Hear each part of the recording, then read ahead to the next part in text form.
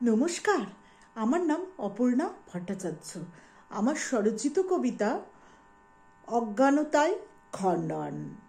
কত মহাদেশ, কত উপমহাদেশ, কত দেশের যে বিভাগীয় বিশ্বে, আবার এই দেশ মধ্যে বিভাগী কত রাজ্য জেলা, বহু বিভাগ, অঞ্চল, শহর ও গ্রাম, সর্বোপরি এ ভবে পাই মোরা যে দেশে। আবার এই শহর ও গ্রাম মধ্যে বিভাগী বিবিধ পাড়া, সমাজ ও পরিবার।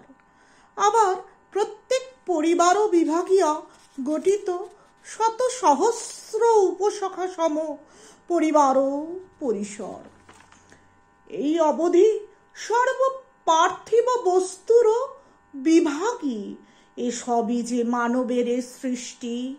শুধু অবশিষ্ট নিজে দেহের বিভাগী, ভাঙি সব বিধাতার সর্বকৃষ্টি। এ যে অসম্ভব, এ যে স্বয়ং ভগবানেরও খেলা। প্রত্যেক মানব সহ প্রাণীরে যে দানিছেন একই যে দেহ ভেলা। আবার এই দেহ পরে দানিছেন একটি যে আত্মা। এই আত্মাই যে এক ও অদ্বিতীয় ও নিত্য রূপক সত্তা।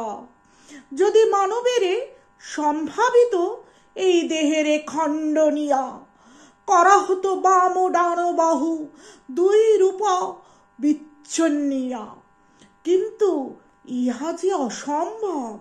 ভগবান যে দানিছেন দুবাহু, এক শরীর ও তারই মধ্যে একটাই যে আত্মা।